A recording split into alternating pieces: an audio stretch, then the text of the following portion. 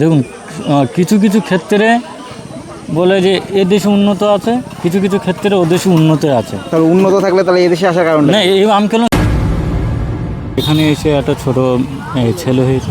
এখন বর্তমান 4টে সন্তান।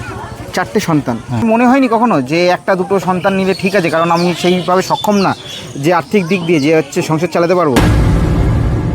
অনেক টাকা খরচা করেও এসেছিলেন, তাহলে একটা ভেতরে একটা রাগও হয়েছে, যেহেতু জোর করে আপনাদের পাঠিয়ে দেওয়া হচ্ছে। ও পাশে গিয়েই ভারতকে গালি দেবেন না তো? দেখুন এটা বলা ভুল। আপনার নাম? শাহিন শাইন কি? আলম মোল্লা। হ্যাঁ, শাহিন আলম মোল্লা। কোথায় বাড়ি? বাংলাদেশে। বাংলাদেশের কোথায়? যশোর জেলা। যশোর জেলায়। থানা? জিগরগাছা থানা। কত বছর আগে এসেছিলেন? এই তো 2.5-3 বছর মতন হচ্ছে। 2.5-3 বছর আগে। কোথায় থাকতেন? ভাই কী বল, মধ্যমগ্রাম। মধ্যমগ্রামে। কী কাজ করতেন এখানে? লেবারি করতাম। লেবারি? কিসের লেবারি? কন্ট্রাকশন লাইনে। মোটামুটি কীভাবে এসেছিলেন এখানে? এই রাতের অন্ধকারে চোরাইতে।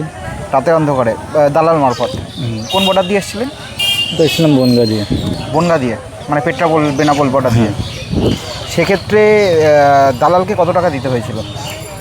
সে সময় নিয়েছিল মিনিমাম 1012 মতন। 1012? কতজন এসেছিলেন? আমার ফ্যামিলি। ফ্যামিলিতে কজন এসছে? আমরা এসেছিলাম, সে সময় এসেছিলাম 3 জনা। 3 জনা? 4 জনা বাচ্চাদের। 4 জনা। আর এখন এখন এখানে এসে একটা ছোট ছেলে হয়েছে। আচ্ছা, মানে ওনারা 4 জন এসেছিলেন, এখানে আসার পর আবার আপনার বাচ্চা হয়েছে? হ্যাঁ, মানে অলরেডি 5 জন আপনারা রয়েছেন, তাই তো? কি মনে করে এসেছিলেন? এসেছিলাম কাজের জন্য, কাজ করার জন্য। আমাদের দেশে আর্থিক সমস্যা আছে খুব।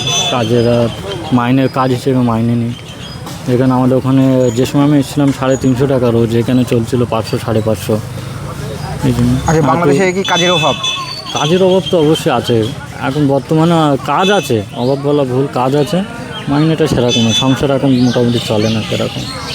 আগে এক সরকার ছিল, জিনিসপত্রের আমাদের দাম ছিল অতিরিক্ত। যে আলু আমরা বর্তমানে ইন্ডিয়ায় কিনে খাচ্ছি 10 টাকা এখন বাজার দাম, আমাদের ওখানে 40-50 টাকা, অনেক ডিফারেন্স। চাল কিনে খেতে হতো 60 টাকা 70 টাকা কিলো। এই জন্য একটু আর্থিক সমস্যা, এখানে চলে এসছে। কি মনে করে, মানে কত বছরের জন্য ভেবে এসেছিলেন যে পুরোপুরি থেকে যাবেন নাকি? না, পুরোপুরি না। এখন তো নিজের দেশ না, যা বললেই চলে যেতে হবে, তো স্বাভাবিক। এসেছিলাম যে কিছুটা মানে নিজের একটু মানে আর্থিক যে একটু দেনা দেয় আছে, ওগুলো অন্তত মিটিয়ে যেতাম। আপনারা এসেছিলেন বললেন 4 জন এসেছিলেন, তাই তো? মানে বাচ্চা দিয়ে আর আমাদের মোট 5 জন এসেছিল। মোট 5 জন এসেছিলেন। আর এখানে এসে 6 মানে একটা এখানে এসে একজন হয়েছে, মানে 6 জন। সেক্ষেত্রে দালাল কত টাকা করে দিতে হয়েছিল? ওই মোট 12,000 টাকা। মোট সবাই মিলিয়ে 12,000 টাকা? আচ্ছা আচ্ছা। ছোটো ছোটো বাচ্চা ছিল তো। সেক্ষেত্রে আপনারা যখন পার হয়েছিলেন কীভাবে পার হয়েছিলেন? তার কাটা দিয়ে, নাকি সেখানে তার কাটা ছিল না? তার কাটা সেখানে ছিল না, আবার ছিল মানে এরকম নন তার কাটা ছিল, ভেঙে গেছে ওখানে উপর দিয়ে। ছোটো ছোটো বেড়ার মতো তার কাটা ছিল, তাই তো? হ্যাঁ, বনগাঁর অনেক জায়গা আছে আমি, কারণ ওখানে নিজে গিয়ে দেখেছি। বাড়ির পুরো ধরুন বাড়ি রয়েছে, বাড়ির পেছনে হচ্ছে তার কাটা রয়েছে। তার কীরকম তার কাটা? বাড়িতে যেমন নর্মালি বেড়া হয় ওরকম ধরনের একটা ছোটো ছোটো, মানে এই ধরুন কোমর সাইজের। আমি কারণ ওটা নিজে গিয়েই দেখেছি। হয়তো ফেন্সিংয়ের যে কাজ হচ্ছে সেই দিক দিয়ে যেই সব জায়গার মধ্যে, যেমন ওই দিকটাও পড়ে, অর্থাৎ বনগাঁ যে পেট্রাপোল ওই সাইডটাও হয়তো ফেন্সিং হয়ে যাবে। এবার একটা ব্যাপার হচ্ছে, মোটামুটি এই 2-3 বছরে কত টাকা মোটামুটি রোজগার হলো?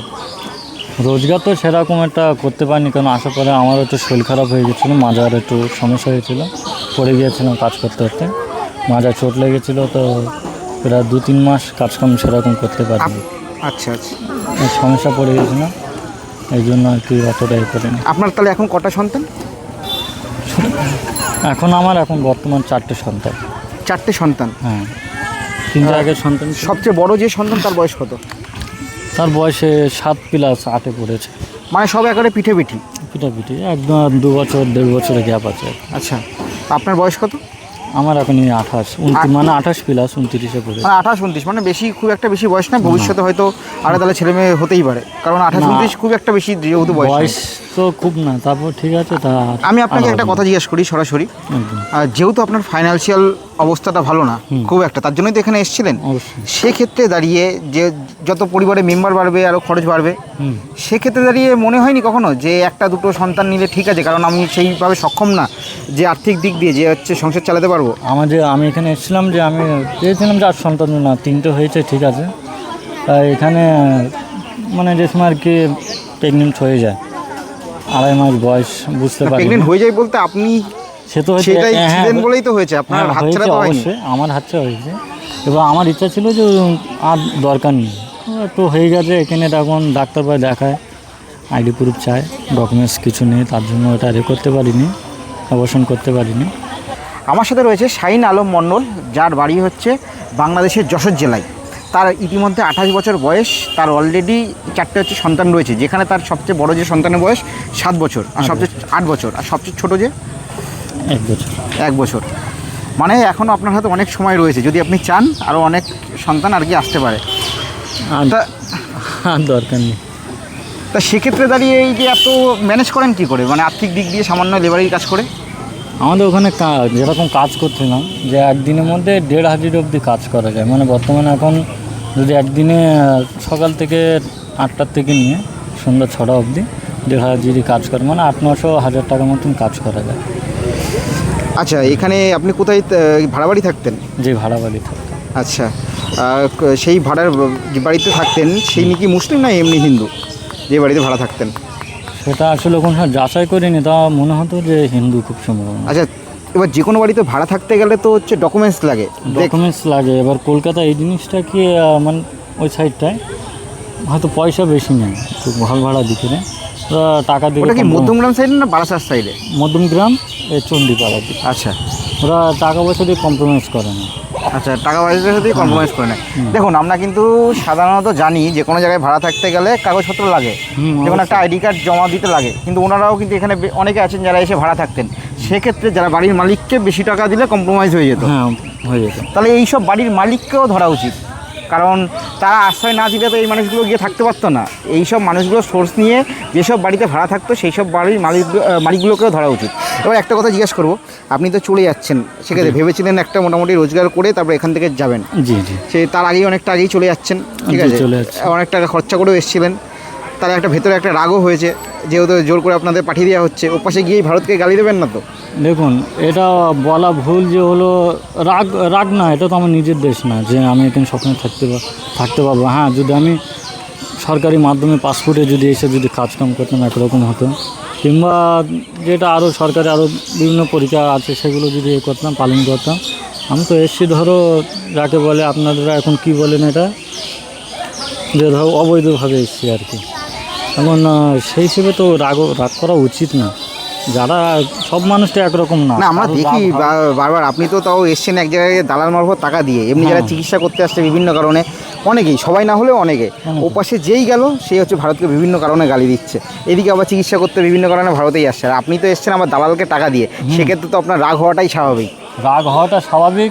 আমি এসেছিলাম যেটার জন্য সেটা তো করতে পারিনি। এখন এটা তো রাগ করার কোনো বিষয় না। এটা দেখা যাচ্ছে এটা মনে করুন ভারত না, এটা বাংলাদেশ দিয়ে আমি বুঝিয়ে দিচ্ছি। যদি বাংলাদেশের সরকার কোনো যদি একটা কাজ করে, তাহলে নিজস্ব দেশে বাংলাদেশের জন্য কোনো একটা উন্নয়নের জন্য করছে। তো আমি ভাবি এটাই যে ভারত সরকার এরকম কোনো জন কাজ করছে ভারতের কোনো একটা উন্নয়নের জন্য। সে তো অবশ্যই, কারণ এই জন্য রাগ করার কোনো না। আমি অবৈধভাবে এসেছি। যাক, আপনি নিজের ভুলটা বুঝতে পেরেছেন, এটাই বড় কথা। বাংলাদেশে গিয়ে কী কাজ করবেন? দেখি এবার কী কাজ করা যায়। এমনি এখন মাঝে তো একটু চোট লেগেছে, এখন বোঝার একটা কাজ করতে পারি না, ওজনে সেই হিসেবে একটা কাজকাম দেখতে। আচ্ছা, একটা আপনাকে শেষ কোশ্চেন জিজ্ঞেস করবো, বাংলাদেশের অনেক মানুষ দেখি বলে বাংলাদেশ নাকি ভারতবর্ষ থেকে অনেক উন্নত, সেই ব্যাপারে কি বলবেন? দেখুন, কিছু কিছু ক্ষেত্রে বলে যে এ দেশে উন্নত আছে, কিছু কিছু ক্ষেত্রে ও দেশে উন্নত আছে। তাহলে উন্নত থাকলে তাহলে এই দেশে আসার কারণ না, এই আমি কেন কিছু কিছু ক্ষেত্রে এরকম না, যেমন বলছি, যেমন যেরকম দেখুন যে ওখানকার এখন যে কোনো একটা জিনিস, যেমন ভারতবর্ষে ধরুন একটা তরকারি উৎপাদন হচ্ছে, হ্যাঁ, ধরুন একটা বেগুন দিয়ে একটা বেগুনের চাষ হচ্ছে, ভালো জিনিসটা এখানে সব গড়ে সব বাজারে আছে। হ্যাঁ, ও দেশে হয়তো ভালো জিনিসটা আগে সাইড হয়ে যাচ্ছে, ওটা বাইরের দেশে যাচ্ছে। খারাপ যে জিনিসটা থাকছে সেটা মার্কেটে বিক্রি হচ্ছে, তাও দাম বেশি। হ্যাঁ, তো এখানে ভালোটা কি হলো? ভালোটা এই যে উন্নয়নের দিকের উন্নয়ন বলতে গেলে যে এ দেশে হলো সব কিছু আমরা পাচ্ছি ভালো মন্দ খেতে। না, এই যে বললেন যে বাংলাদেশে অনেক দিক দিয়ে ভালো, আমি বাংলাদেশে কী কী দিক দিয়ে ভালো সেটাই আমি আপনাকে জিজ্ঞেস করছি। বাংলাদেশের দিক থেকে ভালো বলতে গেলে ধরুন সরকারিভাবে গেলে সব দেশই ভালো সরকারিভাবে। না, বাংলাদেশ ভারতবর্ষ থেকে কোন দিক দিয়ে এগিয়ে আছে সেটাই আমি এগিয়ে দেখুন, এগিয়ে তো এখন কোন দিকে আছে ওটা আমি তো বলতে পারবো না। আচ্ছা, আমি বললাম যে এগুলো যে কিছু কিছু ক্ষেত্রে যেমন দাম দরের হিসেবে, ভালো মন্দ জিনিসের হিসেবে, যেরকম আমাদের দেশের মাছ আমরা খেতে গেলে ওখানে বর্তমানে এখনকারের হয়তো দামটা হয়তো জান না, তো আনুমানিক আমি যে সময় এসেছিলাম 1500-1600 টাকা ধরুন ইলিশ মাছের কিলো ছিল। হ্যাঁ, সেই- বাংলাদেশে ইলিশ মাছটা হ্যাঁ, তাই সে তো ওই দেশেরই মাছ। হ্যাঁ, তাহলে সেই ওই দেশকেও তাহলে একটু কম দাম দেওয়া উচিত ছিল। সে তো সেই ইলিশ মাছ, পদ্মার ইলিশ মাছ আমরা ভারতে পেয়ে যাচ্ছে কত, 2000 টাকার কিলো। হুম। 2500 টাকা এখানে ধরো বেশি। সে ভালো মাছটা সব বাইরের দেশে চলে যায়, খারাপ মাছটা ছোট ছোট মাছগুলো যেগুলো ওখানে থাকে। আর সে তো দুটো মাছ- বাংলাদেশে যারা কালোবাজারি করে তাদের দোষ। হ্যাঁ, কালোবাজারে এটা সিন্ডিকেটের দেয়। আর যেগুলো আছে যে অনেক অনেক জিনিস আছে, কী দিয়ে বোঝাবো আপনাকে, মানে প্রচুর জিনিস। এখন তো সেই সব সিন্ডিকেটগুলো হয়তো নেই। আচ্ছা, একটা শেষ কোয়েশ্চেন করি।